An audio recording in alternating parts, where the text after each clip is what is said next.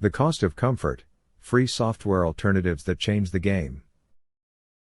Let us dive into the world of software, shall we?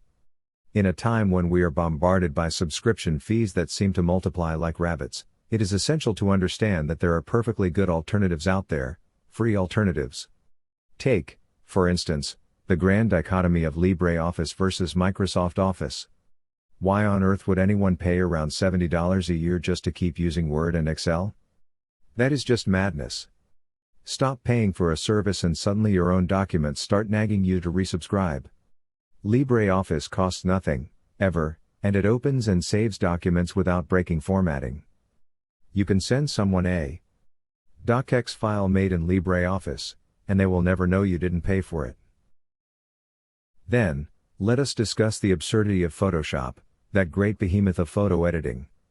Adobe charges you $20 to $35 a month for a subscription that locks you out of your own files the moment you cancel. Meanwhile, GIMP, an open source gem, has been free since 1996. It offers layers, filters, and all the bells and whistles one needs for photo editing without any of the chains. Most people aren't running pixel-perfect workflows. They are merely cropping screenshots or extracting themselves from an embarrassing group photo. Now we come to video editing. Adobe Premiere Pro is yet another subscription service that adds to your monthly bill. Why would you pay for something when DaVinci Resolve offers a completely free version? It is not a stripped-down demo either. It is a fully featured editing suite that has been used on Hollywood productions. Blackmagic Design essentially gives it a way to get you into their ecosystem. It is absurd to think anyone would pay for Premiere when they could use Resolve's superior tools for free.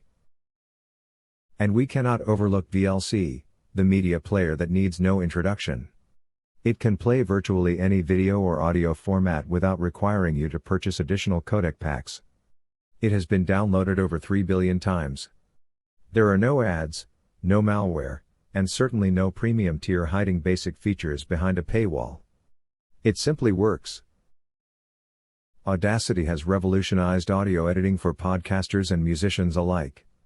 It offers multitrack recording and mixing tools that rival those of paid software like Adobe Audition. Entire podcasts with six-figure audiences have been recorded and edited in Audacity, all without a single dollar changing hands.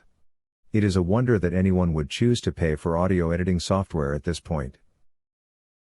Blender is another remarkable free tool. Autodesk Maya can cost upwards of $1,700 a year for a single license. Blender offers a full 3D creation suite, covering everything from modeling to rendering and animation.